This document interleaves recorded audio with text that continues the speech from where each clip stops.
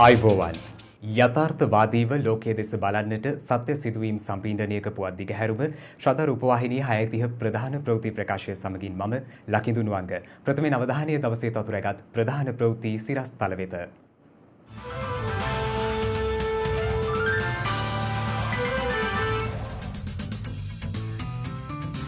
සම්බුද්ධ ශාසනයෙහි වැදගත් සිදුවීම් රැසක් සිදු වූ උතුම් බිනරපුන් පොහෝ දිනය හෙටයි. ආපස්සට යන්නේ නැහැ. ගත් තීරණ ස්ථිර ප්‍රතිපත්තියක සිට ක්‍රියාත්මක කර ජීවන වියදම පහත හෙළනවා. ජනපති අවධාරණය කරයි. මෙරට කොවිඩ් ආසාදිතින් 3000 සීමාව ඉක්මවයි. හිටපු මීගමුව බන්ධනාගාරාධිකාරී අනුරුද්ධ සම්පායෝට ඇප. දිනකදී ලොව වාර්තා වූ වැඩිම කොවිඩ් ආසාදිතින් යළිත් ඉන්දියාවෙන්. සම්බුද්ධ ශාසනයේ උතුම් සිදුවීම් රැසක් සිදු වූ පින්බර බිනරපුන් පොහෝ දිනය හෙටයි. එවෙනුවෙන් ශ්‍රද්ධා රූපවාහිනියත් ලක්විරු ගුවන් විදුලියත් ගෙනෙනු ලබන බිනර පෝදා සදහම් විකාශය හෙට දවස පුරා සදැහැති ඔබ වෙනුවෙන් විකාශය වනවා. විවාහාර මාස ක්‍රමයට අනුව සැප්තැම්බර් මාසයේදී යෙදෙන්නේ පින්බර බිනරපුන් පොහෝ දිනයයි. සකල ලෝකවාසී බෞද්ධ ජනතාවට ඉතා වැදගත් සිදුවීම් ගණනාවක් බිනරපුන් පොහෝ දිනයට යෙදී තිබෙනවා. භික්ෂු භික්ෂුණී උපාසක උපාසිකා යන සිව්වනක් පිරිස අතරින් භික්ෂුණීන් වහන්සේලා බිහි වූයේ පින්බර බිනරපුන් පොහෝ දිනකදී. භාග්‍යවත් බුදුරජාණන් වහන්සේ ගරුධර්ම 8ක් පනවමින් එම ගරුධර්ම දිවි හිමියෙන් සුරකී නම් කාන්තාවන්ට උපසම්පදාව ලැබිය හැකි බව වදාළ අතර මහා ප්‍රජාපති ගෞතමිය එම අෂ්ට ගරුධර්ම සතුට සිතින් පිළිගැනීමත් සමග ලෝකයට භික්ෂුණී ශාසනය දායාද වුණා. මෙවැනි වැදගත් සිදුවීම් ගණනාවක්ම උතුම් බිනරපුන් පොහෝ දිනට යෙදී තිබෙනවා. මෙවර ශ්‍රද්ධා බිනර පෝදා සජීවී විකාශය හෙට උදැසන 6 සිට ශ්‍රද්ධා රූපවාහිනියත් ලක්විරු ගුවන් විදුලියත් ඔස්සේ විකාශය කිරීමට සියලු කටයුතු මෙවන විට සූදානම් කර තිබෙනවා. ඒ අනුව උදැසන 6 සිට අෂ්ටාංග උපෝසථ සීල සමාදානය, ධර්ම දේශනා, ධර්ම සාකච්ඡා, සීල භාවනා වැඩසටහන් සමගින් සදැහැති ඔබ වෙනුවෙන් වැඩසටහන් පෙළක් විකාශය කිරීමට නියමිතයි. එමෙන්ම කොරෝනා වසංගත ව්‍යාප්තියත් සමග තාවකාලිකව නවතා තිබූ මහමෙවුනාව භාවනාසපු සංචිතයේ පුන් පොහෝ දින සීල භාවනා වැඩසටහන් හෙට දිනයට යෙදෙන බිනරපුන් පොහෝ දිනයේ සිට යළිත් සදැහැති ඔබ වෙනුවෙන් ක්‍රියාත්මකයි. එම සීල භාවනා වැඩසටහන් පැවැත්වෙන්නේ සෞඛ්‍යාරක්ෂිත ක්‍රමවේදවලටද අනුගත වෙමින්. මෙවර බිනර පෝදා මෙත්සිත සනහලන මෙත්තම් පුරන්නට ශ්‍රද්ධා බිනර පෝදා විකාශය සමගින් සදැහැති සිත්තරා මෙත්සිත වන්දනාව සිදු කරමු.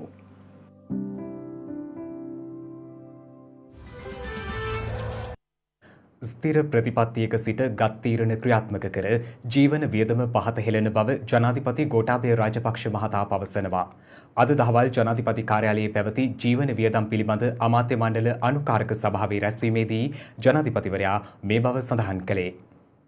ඒ අනුව නිවේදනයක් නිකුත් කරමින් ජනාධිපති මාත්‍යාංශය සඳහන් කරන්නේ දේශීය කෘෂිකර්මාන්තය සහ ගොවි ජනතාව නගා සිටුවීමට ගත් තීරණය හේතුවෙන් කහ ඇතුළු පරිභෝජන භාණ්ඩ කිහිපයක මිල ඉහළ ගොස් තිබෙන බවයි. මිල පාලනයට හෝ පහත හෙළීමට කහ සහ සෙසු භාණ්ඩ ආනයනය කළහොත් කිසිදු දවසක අපේක්ෂිත අරමුණට ළඟා විය නොහැකි බවද ජනාධිපතිවරයා පෙන්වා දෙනවා. කෙටි කාලීන අපහසුතාවයට පත්වුවද ග්‍රාමීය ආර්ථිකය ශක්තිමත් කරමින් ගොවි ජනතාව නගා සිටුවීමට ගත් පියවර ආපසට නොගන්නා බවද ජනාධිපතිවරයා මෙහිදී අවධාරණය කර තිබෙනවා. 40%ක් පමණ වන ග්‍රාමීය ගොවි ජනතාවට ස්ථිර සහ ප්‍රමාණවත් ආදායමක් උපයා ගැනීමට නම් තම අස්වැන්නට ඉහළ මිලක් සහ ස්ථාවර වෙළඳ පොලක් රට තුළ පවතින බවට විශ්වාසය තහවුරු කළ යුතු බවද ජනාධිපතිවරයා සඳහන් කරනවා. එසේ නොකර ග්‍රාමීය ජනතාව කෘෂිකර්මාන්තය සඳහා දීර්ඝැන්විය නොහැකි බව සඳහන් කළ ජනාධිපතිවරයා පනවා ඇති ආනයන සීමාවන් ඉවත් කිරීමේ අසිරිතාවද පෙන්වා දී තිබෙනවා. විදේශ විනිමය අනුපාතය පාලනයට සහ ඉහළ ණය බරින් මිදීමටත් ආනයනීය සීමා කළ යුතු බවත් ජනාධිපතිවරයා අවධාරණය කර තිබෙනවා. එමෙන්ම ඉන්දියාව සහ ඇමරිකාව වැනි රටවල්ද කොවිඩ් වසංගතයත් සමග ආනයනීය සීමා පනවා ඇති බව ජනාධිපතිවරයා විසින් මෙහිදී පෙන්වා දී තිබෙනවා. භාණ්ඩ මිල ඉහළ යාමේදී නාගරික මධ්‍යම පාන්තිකයන් මුහුණ පාන ගැටලු සඳහා විසඳුම් දීමට විධිමත් වැඩපිළිවෙලක අවශ්‍යතාව ජනාධිපතිවරයා අවධාරණය කළ අතර කොවිඩ් වසංගතයත් සමග ගොවි ඇස්වැන්න සහන මිලකට ඍජුව පාරිභෝගිකයා වෙතම ලබා දීමට රජය පියවර ගෙන ඇති බවද පවසනවා. එම ක්‍රමවේදය අනුගමනය කිරීමෙන් ග්‍රාමීය ජනතාවගේ ආර්ථිකය ශක්තිමත් කිරීමත්, නාගරික ජනතාව ඉහළ ජීවන බරින් නිදහස් කිරීමත්, රට පුරා ව්‍යාප්ත ආර්ථික මධ්‍යස්ථාන නිවැරදි ක්‍රමවේදයකට අනුගත කර ගොවි ඇස්වැන්න මිලදී ගැනීමේ ක්‍රමවේදයක් සැකසීම කෙරෙහිද ජීවන වියදම් අනුකාරක සභාව මෙහිදී සාකච්ඡා කර තිබෙනවා. සතියකට වතාවක් වෙළඳපොළ තත්ත්වය පිළිබඳව දැනුවත් කරන ලෙස ජනාධිපතිවරයා මෙහිදී නිලධාරීන්ට උපදෙස් ලබා දී තිබෙනවා. මේ වන විට මෙරටින් වාර්තා වන සමස්ත COVID-19 ආසාදිතයින් සංඛ්‍යාව 3000 සීමාව ඉක්මවා ගොස් තිබෙනවා. ඒ අනුව මෙරට සමස්ත කොවිඩ් ආසාදිතයින් සංඛ්‍යාව 3015ක් ලෙසයි සටහන් වන්නේ. ඒ අද දිනේදී හඳුනාගත් නව ආසාදිතයින් තිදෙනාත් සමගයි. මේ අතර ඊයේ දිනේදී නව ආසාදිතයින් 17 දෙනෙකු හඳුනාගෙන තිබුණා. එමෙන්ම සුවය ලබා රෝහල් වලින් පිටව ගිය පුද්ගලයන්ගේ සංඛ්‍යාවද 2868ක් දක්වා ඉහළ ගොස් තිබෙනවා. ඊයේ හඳුනාගත් නව කොවිඩ් ආසාදිතයන් අතරින් 12 දෙනෙකු එක්සත් අරාබි එමිරාජයේ සිට මෙරටට පැමිණ නිරෝධායනට ලක්වෙමින් සිටි පුද්ගලයින් වන අතර තවත් තිදෙනෙකු මාලදීවයිනේ සිට මෙරටට පැමිණි පුද්ගලයින් වෙනවා. එමෙන්ම නිරෝධායනට ලක්වෙමින් සිටි ඉන්දියානු ජාතික නැවියන් දෙදෙනෙකුද ඊයේ හඳුනාගත් ආසාදිතයින් අතර වන බවයි රජයේ ප්‍රවෘත්ති දෙපාර්තමේන්තුව සඳහන් කළේ. මීගමුව බන්ධනාගාරයේ හිටපු අධිකාරී අනුරුද්ධ සම්පායෝ මහතාට සහ තවත් තිදෙනෙකුට මීගමුව මහේස්ත්‍රාත් අධිකරණය ඇප ලබා දී තිබෙනවා. මීගමුව බන්ධනාගාරයේ හිටපු අධිකාරී අනුරුද්ධ සම්පායෝ ඇතුළු සිව් දෙනෙකුට මීගමුව මහේස්ත්‍රාත් අධිකරණය විසින් අද ඇප ලබා දී තිබුණා. ඒ අනුව අනුරුද්ධ සම්පායෝ මහතා රුපියල් ලක්ෂ 10 බැගින් පුද්ගල ඇප දෙකක් මත මුදා හැර තිබෙනවා. ඉතිරි තිදෙනාට ලක්ෂ 6 බැගින් ඇප ලබා දීම සිදු කර තිබෙනවා. මීගමුව බන්ධනාගාරයේ රැඳී සිටි රැඳවියන් පිරිසකට විශේෂ පහසුකම් සැපීම සහ විවිධ වංචනික කටයුතු කිරීම සම්බන්ධයෙන් හිටපු බන්ධනාගාර අධිකාරීවරයා සහ තවත් නිලධාරීන් තිදෙනෙකුට චෝදනා එල්ල වී තිබෙනවා. ඒ අනුව හිටපු අධිකාරී අනුරුද්ධ සම්පායෝ මහතා පසුගිය දෙවනදා පොලිසියට භාරවීමෙන් අනතුරුව අපරාධ පරීක්ෂණ දෙපාර්තමේන්තුව මගින් අත්අඩංගුවට ගැනීමටයි කටයුතු කර තිබුණේ. දේශපාලන පක්ෂ ලියාපදිංචි කිරීමේ පළමු අදියරේ සමුක පරීක්ෂණ මෙවන විට අවසන් වී ඇති බව මැතිවරණ කොමිෂන් සභාව පවසනවා. ඒ අනුව මෙම වසරට අදාළව දේශපාලන පක්ෂ 150කට වැඩි සංඛ්‍යාවක් මැතිවරණ කොමිෂන් සභාවේ ලියාපදිංචි වීම සඳහා ඉල්ලුම්පත් යොමු කර ඇති බවයි වාර්තා වන්නේ. ඉන් පක්ෂ 40ක් පමණ මූලික සුදුසුකම් සපුරා නොතිබීම හේතුවෙන් පළමු අවස්ථාවේදීම ඉවත් කළ බවයි මැතිවරණ කොමිෂන් සභාව සඳහන් කළේ. කෙසේ වෙතත් සෙසු අයදුම් පත්‍රවලට අදාළව පළමු අදියරේ සමුක පරීක්ෂණ පසුගියදා අවසන් වූ අතර දෙවන වටේ සමුක පරීක්ෂණ ඉදිරි දිනවලදී පැවැත්වීමට නියමිතයි. මැතිවරණ කොමිෂන් සභාව රැස් වී දේශපාලන පක්ෂ ලියාපදිංචිය සඳහා අවශ්‍ය ඉදිරි කටයුතු සිදු කිරීමට නියමිත වන්නේ ඉන් අනතුරුවයි. දේශපාලන පක්ෂ ලියාපදිංචි කිරීම සඳහා ප්‍රධාන කරුණු කිහිපයක් සලකා බැලෙන අතර පසුගිය වසර 4ක කාලය තුල පක්ෂයක් ලෙස දේශපාලන කටයුතු වල නිරතව තිබීම මෙහි ප්‍රධාන කරුණක් බවයි මැතිවරණ කොමිෂන් සභාව ප්‍රකාශ කළේ. මීට අමතරව වසර 4ක විගණන වාර්තා ඉදිරිපත් කිරීම හා ජාතික තලයේ ගැටලුවලට මැදිහත් වීම වැනි කරුණුද මෙහිදී සලකා බැලීමට නියමිතයි. මේ අතර මේ වන විට දේශපාලන පක්ෂ 70ක් පමණ මැතිවරණ කොමිෂන් සභාව තුල ලියාපදිංචි කර ඇති බවයි මැතිවරණ කොමිෂන් සභාව වැඩිදුරටත් සඳහන් කරන්නේ. බස්නාහිර පළාත තුළ සිදු කළ විශේෂ වැටලීම්වලදී පුද්ගලයන් 4000ක් පමණ අත්අඩංගුවට ගත් බව පොලිසිය පවසනවා. බම්බලපිටිය ප්‍රදේශයේ මත්ද්‍රව්‍ය බෙදා හරින පුද්ගලයන් තිදෙනෙකු ඊයේ රාත්‍රියේදී බම්බලපිටිය දූෂණ මර්දන ඒකකයේ නිලධාරීන් විසින් අත්අඩංගුවට ගෙන තිබෙනවා. ඔවුන් සන්තකයේ තිබී අයිස් මත්ද්‍රව්‍ය ග්‍රෑම් 485ක්ද පොලිස් භාරයට ගැනුණා. ෆෝන් එකෙන් මේ ෆොටෝස් තියෙන මේ ෆොටෝ ගන්න ඒ කියන්නේ මේක දැන් අර උඩේ වුණා කියලා බලලා ෆොටෝ එකක් යවනවා මෙච්චර කම්මුණ කියලා. ඊට පස්සේ සල්ලි විකුණලා ඉවරලා මේ ස්ලිප් වලින් දානවා. සල්ලි දාන්න ගමු. දානවා කවුරුත් දානවා. කීයක් කම්පෙනවද කමිෂන් එක? මේ සල්ලි දානවා. 2000 පාරකට රුපියල් 2000 කම්පෙන. කම්පෙන කීයක් කම්පෙනවද මේ විකුණනවා? ඒ 2000. කියන්නේ මෝ මේ හම්බුනාට පස්සේ මත්ද්‍රව්‍ය මුට ලැබුණාට පස්සේ මුට ලැබුණොත් බර සඳහන් කරලා ප්‍රධාන ජාවාරම්කරුට තහවුරු කරනවා මේ මත්ද්‍රව්‍ය තමන්ට ලැබුණ බව. ඒක තමයි මේ තියෙන්නේ ඒ සියලුම ආකාරයේ මත්ද්‍රව්‍ය මෙතන ජාවාරම් කරලා තියෙනවා. මේ අතර මීගමුව පොලිසිය විසින් මීගමුව ප්‍රදේශයේ පුද්ගලයෙකු ලද තොරතුරකට අනුව ඊයේ පොලිස් අත්අඩංගුවට ගැනුණා. අත්අඩංගුවට ගන්නා අවස්ථාවේදී ඔහු සන්තකයේ තිබී හෙරොයින් ග්‍රෑම් 13යි මිලිග්‍රෑම් 120ක් පොලිස් භාරයට ගෙන තිබෙනවා. ඔහුගෙන් සිදු කළ ප්‍රශ්න කිරීම්වලදී අනාවරණය වී ඇත්තේ මෝදර රන්දිව ප්‍රදේශයේ යුවලක් හෙරොයින් ජාවාරමේ නිරතව සිටින බවයි. අම්පාර දිස්ත්‍රික්කයේ බෞද්ධ පූජනීය සිද්ධස්ථානයක් හා පුරාවිද්‍යා ස්ථානයක් වන දීඝවාපිය ස්තූපය ප්‍රතිසංස්කරණය කිරීම සඳහා දීඝවාපිය භාර අරමුදලක් පිහිටුවන බව ආරක්ෂක ලේකම් මේජර් ජෙනරාල් කමල් ගුණරත්න මහතා පවසනවා. නැගෙනහිර පළාතේ පුරාවිද්‍යාත්මක ස්ථාන ආරක්ෂා කිරීම සංරක්ෂණය කිරීම හා ප්‍රතිසංස්කරණය කිරීම පිළිබඳ ජනාධිපති කාර්යසාධක බලකායේ සභාපතිවරයා වන මේජර් ජෙනරාල් කමල් ගුණරත්න මහතා නැගෙනහිර පළාත් ආණ්ඩුකාර අනුරාධා යහම්පත් මහත්මිය ඇතුළු පිරිසක් නැගෙනහිර පළාතේ පුරාවිද්‍යාත්මක ස්ථාන පිළිබඳ සොයා බැලීමේ නිරීක්ෂණ චාරිකාවකට එක් වුණා.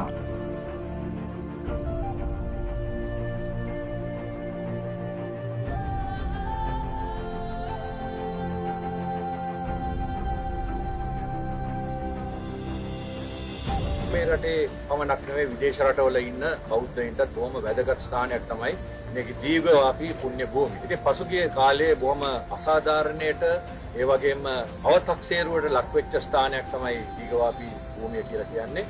ඉතින් අපි ඇවිල්ලා දීඝවාපීයේ නායක ස්වාමීන් වහන්සේ එක්ක කතා කරලා බලනකොට 7-8 වතාවක් මේ චෛත්‍යරාජානන් වහන්සේ ප්‍රතිසංස්කරණය කරන්න නොඑක් දෙනා ආරම්භ කළා තියෙන නම් මොකක් හරි හේතුවක් නිසා මේ සෑම අවස්ථාවකදීම මේ කියන්නේ අතරමඟ නැවතිලා තියෙනවා. ඉතින් පස්සේ අපේ ජනාධිපතිතුමාගේ උපදෙස් සමග අගමැතිතුමාගේ උපදෙස් සමග මමත් ආණ්ඩුකාරතුමියත් හමුදාපතිතුමාත් අපි කාර්යසාධක බලකායේ මහත්මියනොත් ඒ වගේම අපේ පුරාවිද්‍යා කොමසාරිස් ජනරාල්තුමා සහ එතුමාගේ කාර්ය මණ්ඩලයත් අපි දීර්ඝ වශයෙන් සාකච්ඡා කළා. අපි තීරණයක් ගත්තා අපේ අනුරාධපුරයේ වැඩවසන ඒ රුවන්වැලිසෑය චෛත්‍යරාජානන් වහන්සේ නැත්නම් මිරිසවැටිය චෛත්‍යරාජානන් වහන්සේ වගේ ඒ නිමාව එන විදිහට අපේ දීඝවාපී චෛත්‍යරාජානන් වහන්සේ ප්‍රතිසංස්කරණය කරලා අපේ බෞද්ධ ජනතාවට ඇවිල්ලා වැඳ පුදාගෙන පින් රැස් කරගන්න පුළුවන් පුණ්‍ය භූමියක් බවට ප්‍රතිසංස්කරණය කරලා දෙන්න. මෙතනදී ශ්‍රමදායකත්වය සම්පූර්ණයෙන්ම ත්‍රිවිධ හමුදාවන් සහ සීල් ආරක්ෂක බලකාය මගින් ලබා දෙනවා.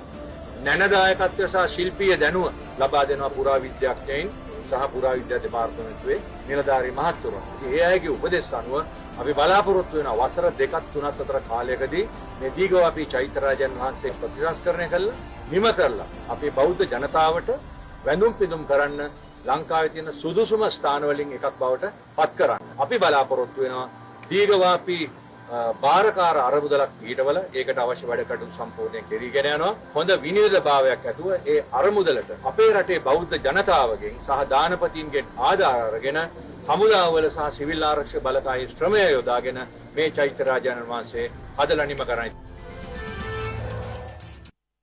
මහා විහාරවංශික ශ්‍රී ලංකා රාමඤ්ඤ මහානිකායේ පරියත්ති සංවර්ධන සභාව මගින් 2019 වසරේ පවත්වනු ලැබූ ශ්‍රී ලංකා ත්‍රිපිටක විභාගයේ ත්‍යාග සහ සහතික පත්‍ර හා උපාධි ප්‍රදානෝත්සවය ඊයේ පැවැත්වුණා. ශ්‍රී ලංකා ත්‍රිපිටක විභාගයේ ත්‍යාග හා සහතික පත්‍ර උපාධි ප්‍රදානෝත්සවයට සමගාමීව පරියන්ති වාර්ෂික සංග්‍රහවේදී දැක්වීමද එහිදී සිදු කෙරුණා. මහා විහාරවංශික ශ්‍රී ලංකා රාමඤ්ඤ මහානිකායේ මහානායක අතිපූජ්‍ය නාපාන පේමසිරි මහානායක ස්වාමීන් වහන්සේගේ ප්‍රධානත්වයෙන් මෙම කටයුතු සිදු කෙරුණා. ශ්‍රී ලංකා රාමඤ්ඤ මහානිකාරක්ෂක සභාවේ ගරු සභාපති හිටපු කතානායක දේශබන්දු කරු ජයසූරිය මහතා සහ එම සභාවේ මහලේකම් සමූපකාර සේවා අලිපි සංවර්ධන හා පාරිභෝගික ආරක්ෂණ ගරු රාජ්‍ය අමාත්‍ය ලසන්ත අලගියවන්න යන මහතුරුන්ගේ ප්‍රධානත්වයෙන් මෙය පැවැත්වුණා. කොළඹ නාරහින්පිට ශ්‍රී ලංකා රාමඤ්ඤ මහානිකාය මහා සංඝ මූලස්ථානයේදී මෙම කටයුතු පැවැත්වුණේ. පසුගියදා ලෙබනනයේ සිදු දැවැන්ත පිපිරීමෙන් තුවාල ලැබූ තවත් ශ්‍රී ලාංකිකයන් දෙදෙනෙකු මෙවන විට හඳුනාගෙන තිබෙනවා. ඒ අනුව බේරුට් නුවර පසුගියදා සිදු පිපිරීමෙන් තුවාල ලැබූ ශ්‍රී ලාංකිකයන්ගේ සංඛ්‍යාව 22ක් දක්වා ඉහළ ගොස් ඇති බවයි ලෙබනනයේ ශ්‍රී ලංකා තානාපති ශානි කරුණාරත්න මහත්මිය සඳහන් කරන්නේ. එමෙන්ම එලෙස තුවාල ලැබූ එක් අයෙකුගේ හිසට තුවාල සිදු වී ඇති අතර අනෙක් ශ්‍රී ලාංකිකයාගේ පාදයට හානි සිදු ඇති බවද ලෙබනනයේ ශ්‍රී ලංකා තානාපති ශානි කරුණාරත්න මහත්මිය සඳහන් කර තිබෙනවා. මොවුන් සම්බන්ධයෙන් සොයා බලා මෙවන විට අවශ්‍ය සියලු ක්‍රියාමාර්ග ගෙන ඇති බවයි ලෙබනනයේ ශ්‍රී ලංකා තානාපති කාර්යාලය පෙන්වා දී ඇත්තේ. වසර 6ක කාලයක් බේරුට් වරායේ ගබඩා කර තිබූ අධිබලති ටොන් 2750ක ඇමෝනියම් නයිට්‍රේට් සහිත ගබඩාවක් පසුගියදා පුපුරා යාමෙන් පුද්ගලයන් 190කට ආසන්න පිරිසක් ජීවිතක්ෂයට පත් වූ අතර තුවාල ලැබූ සංඛ්‍යාව 6000 සීමාව ඉක්මවා ගොස් ඇති බවයි විදෙස් මාධ්‍ය වාර්තා කළේ. එමෙන්ම පිපිරීමෙන් පුද්ගලයන් ලක්ෂ 3කට පමණ පිරිසකට සිය නිවාස දහිමි වුණා. කොරෝනා වෛරස් ව්‍යාප්තිය හේතුවෙන් කල් දමා තිබූ රයිකම් ටෙලි සම්මානෝලිල සැප්තැම්බර් මාස 19 වෙනිදා පැවැත්වීමට සියලු කටයුතු සූදානම් කර තිබෙනවා. රූපවාහිනී ක්ෂේත්‍රයේ නියැලී සිටින දක්ෂයින් සම්මානයෙන් ඇගීම මෙහිදී සිදුවනවා. මාර්තු මාසේ 21 වෙනිදාට යෙදී තිබුණු සම්මානවල කොවිඩ් වසංගතය සහ අපිට හදිසියේ සතියකට ඉස්සෙල්ලා නවත්වා දාන්න සිද්ධ වුණා. විනිශ්චය මණ්ඩලයේ කටයුතු අවසන් කරලා තිබුණා පෙබරවාරි මාසේ 24 වෙනිදා වෙනකොට. පෙබරවාරි මාසේ 28 වෙනිදා අපි කිංස්බරි හෝටලේ සම්මාන උළෙලේ නිර්දේශිත නාම යෝජනා ඉදිරිපත් කිරීමේ රාත්‍රියේ පවත්වලා නිර්දේශිත නාම 133ක් වගේ ප්‍රමාණයක් අපි අපේ කලාකරුවන් වෙත නිර්දේශිතයන් ඉදිරිපත් කරලා තිබුණා. ඔවුන් අතරින් ජයග්‍රහණය කරන 55ක් 56කට ආසන්න ප්‍රමාණයක් අපි සම්මානයට පාත්‍ර වෙන්න තමයි මාර්තු මාසේ 21 වෙනිදාට යෙදලා තිබුණේ. මෙවර රයිගම් ටෙලිස් 2019 වසරේ විකාශය වෙලා අවසන් වෙච්ච ටෙලි නාට්‍ය නිර්මාණ, ඒ වගේම ටෙලි මාධ්‍ය නිර්මාණ වෙනුවෙන් තමයි අපි සම්මාන වල පවත්වන්නේ. අපි සම්මාන වල ප්‍රධාන වශයෙන් කොටස් දෙකකට කඩලා තියෙනවා. එකක් මාධ්‍ය විශිෂ්ටතා සම්මාන සහ ටෙලි නාට්‍ය විශිෂ්ටතා සම්මාන යනුවෙන්. එතකොට මේට අමතරව අපි ජනප්‍රිය නළුවා නිලිය සහ ජනප්‍රියම ටෙලි නාටක, ඒ වගේම මෙම ශේෂ්ත්‍රයට අගනා මෙහෙයක් කරපු තිදෙනෙකුට ප්‍රතිභා ප්‍රණාම ගෞරව සම්මානය ජීවිතයට එක්වරක් පමණක් පිරිනමන සම්මානය පිරිනමන්න යෝජනා කරලා තිනවා. ඉතින් අපි මෙවර සැප්තැම්බර් මාසේ 19 වෙනි සෙනසුරාදා ශැන්ග්‍රීලා හෝටලයේදී ඊටම සීමා සහිත පිරිසකගේ සහභාගීත්වයෙන් රටේ සෞඛ්‍ය ආරක්ෂණ නිරෝධායන නීති රීතිවලට යටත්ව ඒ සෞඛ්‍ය අමාත්‍යාංශයේ අපිට දීලා තියෙන පෙර සූදානම් අවශ්‍යතාවයන් සම්පූර්ණ කළා. ඒ ගයිඩ්ලයින්ස් වලට අනුකූලව අපි පවත්වන්න යෙදලා තිනවා. පරිභෝජනය කරනු ලබන කහකුඩු සම්බන්ධයෙන් මතු ඇති ගැටලු පිළිබඳව දිවයින පුරා සිදු කරනු ලබන වැටලීම් තවදුරටත් ක්‍රියාත්මක කිරීමට පරිභෝගික සේවා අධිකාරිය පියවරගෙන තිබෙනවා. ඒ අනුව මේ වන විට පරිභෝජනය කරනු ලබන කහකුඩු අලවිය සම්බන්ධ වැරදි හේතු මත ව්‍යාපාරිකයන් 113 දෙනෙකුට එරෙහිව නඩු පවරා ඇති බවයි පරිභෝගික සේවාධිකාරියේ සහකාර අධ්‍යක්ෂ ප්‍රියන්ත විජේසිංහ මහතා සඳහන් කළේ. ඒ අනුව මේ වන විට පරිභෝජනය සඳහා යොදා කරනු ලබන කහකුඩු අලවිය සම්බන්ධ වැරදි හේතු මත ව්‍යාපාරිකයන් 113 දෙනෙකුට එරෙහිව නඩු පවරා ඇති බවයි පරිභෝගික සේවාධිකාරියේ සහකාර අධ්‍යක්ෂ ප්‍රියන්ත විජේසිංහ මහතා සඳහන් කළේ. කහකුඩු කිලෝවත් සඳහා රුපියල් 750ක පාලන මිලක් පනවා තිබියදී එම මිල ඉක්මවා කහකුඩු විකුණු වෙළඳුන්ට මෙලෙස නීතිමය ක්‍රියාමාර්ග ගෙන ඇති බවයි ඒ මහතා පවසන්නේ. දිවයින පුරාම අලෙවි කරනු ලබන කහවලට විවිධ ද්‍රව්‍ය මිශ්‍ර කර තත්ත්වය බාල කර ඇති බවට පැමිණිලි තවදුරටත් ලැබෙමින් පවතින බවද සඳහන් කරන්නේ මහතා. මේ වන විට විවිධ ප්‍රදේශවලින් කහකුඩු සාම්පල 42ක් පමණ එකතු කර ඇති බවද පවසනවා. ඒ අනුව එම කහකුඩු මේ වන විට රසායනාගාර වෙත යවා ඇති බවත්, එයින් සාම්පල 23ක වාර්තා මේ වන විට ලැබී ඇති බවත්, ඒ අතරින් සාම්පල 13ක කහවලට යම් යම් දේ මිශ්‍රව පවතින බවටත් වාර්තා ලැබී ඇති බවයි සහකාර අධ්‍යක්ෂකවරයා වැඩිදුරටත් පවසන්නේ. අලිමිනිස් ගැටුම පිළිබඳව අපි වරින් වර විවිධ තොරතුරු ඔබ වෙතට ගෙනාවා. එලෙස වනාලි තර්ජනයට මුහුණ දෙන මාතලේ පල්ලෙපොළ ප්‍රදේශයේ ගමන රැසකට වනාලින් කඩාවැදී ගම්මානයේ වගාවන්ට හානි සිදු කරන පුවතක් අදත් අපට වාර්තා වුණා. ප්‍රදේශවාසීන් පවසන්නේ මේ හේතුවෙන් ඔවුන්ගේ ජීවනෝපායටද බාධා එල්ල වී ඇති බවයි. මාතලේ පල්ලෙපොළ ප්‍රාදේශීය ලේකම් කොට්ටාසයේ කිරියොරුව ග්‍රාම සේවා වසමට අයත් ගම්මාන රැසක ජීවත් වන ජනතාව මෙම වනාලි ගැටලුවෙන් පීඩා විඳිමින් සිටිනවා. වගාවන් කිහිපයක්ම සිදු කරමින් සිය ජීවනෝපාය සරි කරගන්නා කිරියොරුව ගම්මානයේ ජනතාවගේ වගාවන්ට මේ වන විට අත්ව ඇති ඉරණම නම් යහපත් වූවක් නොවේ. 11:45ට විතර ආවේ. ඇවිල්ලා එකපාරටම මේ පැත්තේ මේ කැලේ පැත්තෙන් ආව සද්දයක් ඊට දැන් තනියෙන් හිටියේ අලිවැඩි 4ක් විතර දැම්මා. ඊට පස්සේ තමයි මේ ගිහිල්ලා ඒ පැත්තෙන් ගොඩලා මේ මෙයාගේ කැල කාලා තියෙන්නේ. පොල් වගාව හැරුණු විට කෙසෙල්, ඉඟුරු, ගම්මිරිස් මෙන්ම එළවලු භෝග වගාවටද මෙම වනාලීන් හානි සිදු කර තිබෙනවා.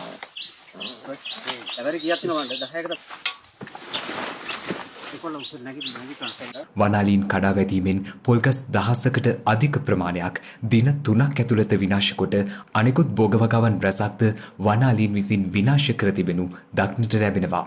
වසරකට වරක්වත් වනාලීන් කණ්ඩායමක් මෙම ප්‍රදේශයට කඩාවැදී මෙලෙස භවභෝග විනාශ කරන අතර මොරගහ රක්ෂිතයේ සිට පැමිණෙන වනාලීන් පිරිසකගෙන් මෙම තර්ජනයන් සිදුවන බවයි ගම්වාසීන් පවසන්නේ. උන් අවුරුදු සැරයක් මේ අගෝස්තු මාසෙට මෙහෙ එනවා කෑවිල්ලට. ඉතින් මෙහෙ කන්න තියෙනවා කාලා යනවා. ඒ මාසයක් විතර ඉන්නවා. පොල් ගස් 14ක් විතර කඩලා දැම්මා. එකපාරයි පොල් මේ අපි කඩාගත්තේ. දැන් මේවත් මේ පීඩිච්ච ගස් හේරම ආයේ තව ගස් 3-4ක් තියෙනවා. ගොබේ කඩලා දාලා සේරම. කර එකහමාරකම වගේ කාලා තියෙනවා. ඊටු ටිකක් සමහරට අද කයි දැන් මේක ඉස්සලා තිබ්බේ මේ ගම්බිරිස් වල ආදායම් තත්ත්වය ගොඩාක් අඩු වෙලා තිබ්බ. බැරි හින්දා මේ තමයි ගලවලා පොල් ටික වගා කරේ. ඉතින් පොල් වගා කරපුවාම දැන් මේ ගෙඩි පළ ගන්නවනේ තියෙන්නේ. ගෙඩි පළ ගන්නවා දැන් මෙහෙම කරලා ගිහපම අපිට මුකුත්ම නැහැ නේද අය අමාරු ඉන්න කරන්න කි. වනාලි ගැටලුවට නිසි විසඳුම් ලැබෙන තුරු සිය ජීවනෝපාය සරි කර ගන්නට නොහැකි වීමෙන් කිරියුරුව ගම්මානයේ ගොවීන් පත්ව ඇත්තේ දැඩි අපහසුතාවයකටයි. දැන් සිව්දෙසින් වාර්තා වූ පුවත් කිහිපයක් සමගින් සිව්දෙස පුවත්.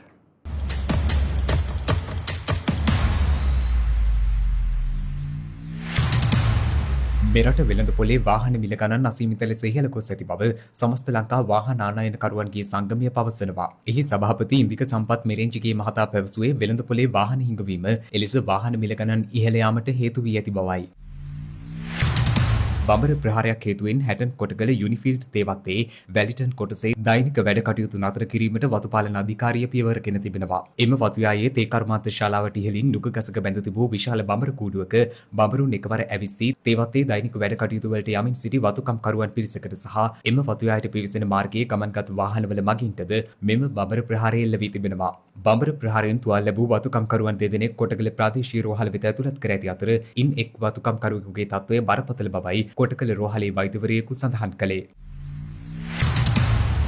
බලපත්‍රයක් නොමැතිව විශාල පරිසර හානියක් සිදු කරමින් අනවසරයෙන් මැණික් ගරමින් සිටි වතුකම්කරුවන් දෙදෙනෙක් බගවන් තලාව පොලිසිය විසින් ඊයේ රාත්‍රියේදී සැකපිට අත්අඩංගුවට ගෙන තිබෙනවා. බගවන් තලාව පොලිස් වසමට අයත් කැම්පියන් තේවත්තේ පිරිසක් මෙලෙස මැණික් ගරමින් සිටින බවට ලද තොරතුරක් මත මෙම වැටලීම සිදු කර තිබෙනවා. සැකකරුවන් සමග මැණික් ගැරීමට උපයෝගී කරගත් උපකරණ රැසක් සහ සැකකරුවන් විසින් ගොඩ දමා තිබූ මැණික් ඉල්ලම් පස්තොගයක්ද අත්අඩංගුවටගත් බවත් අත්අඩංගුවටගත් සැකකරුවන් දෙදෙනා පොලිස් සැප මත මුදා හැර ඇති බවත් සැකකරුවන්ට එරෙහිව හැටන් මහේස්ත්‍රාත් අධිකරණය හමුවේ නෛතික පියවර ගන්නා බවත් පොලිස් ස්ථානාධිපතිවරයා පවසනවා.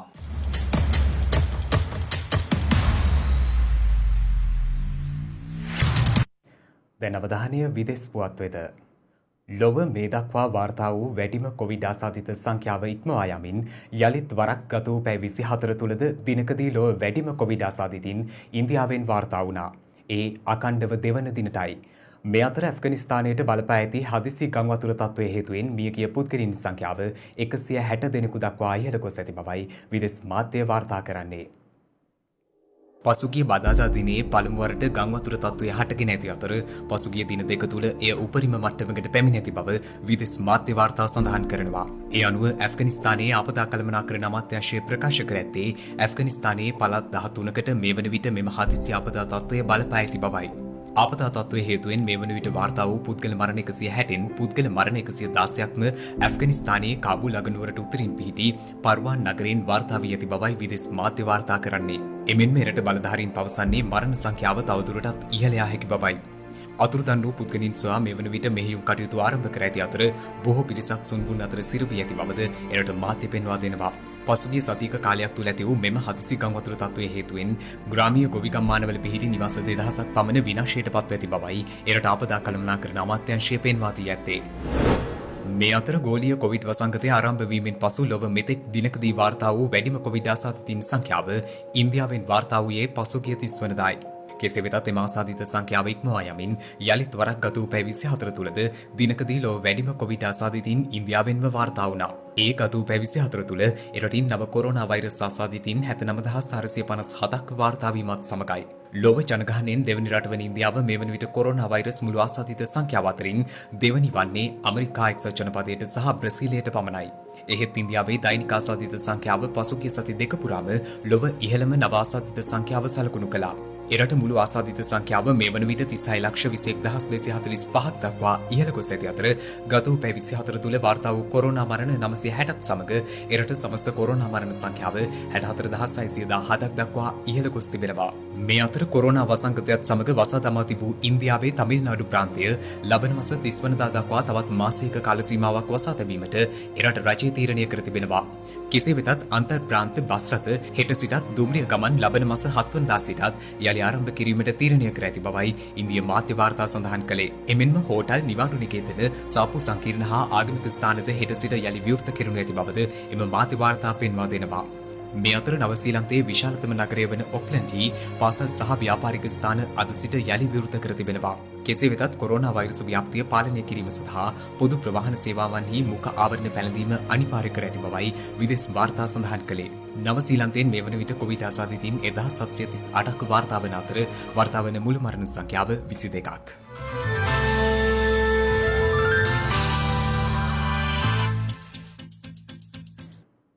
දිනක සටහන් නිමවන්නට මත්තෙන් හෙට දවසේ වැදගත්කම ගැනයි මේ අවධානය.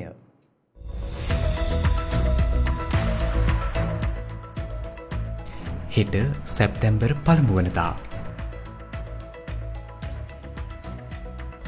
නාසා ආයතනය විසින් දියත් කළ පයනියර් 11 යානය සෙනසුරු ග්‍රහයා ගවේෂණය කළ පළමු අභ්‍යවකාශ යානය බවට පත්ව ඇත්තේ 1979 හෙටවැනි දිනකයි.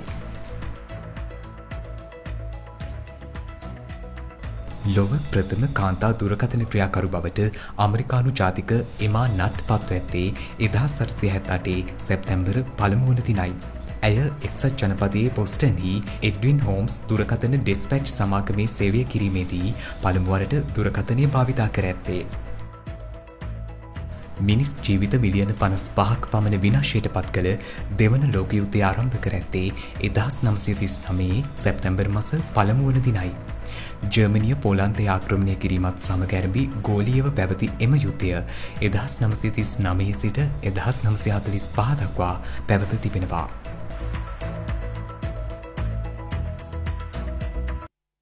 ඒ සමගින් ශ්‍රද්ධා 6:30 ප්‍රධාන ප්‍රවෘත්ති ප්‍රකාශය නිමාවට පත්වෙනවා. හමුවෙමු හෙටත් සවස 6:30ට. තෙරුවන් සරණයි. නමෝ බුද්ධාය.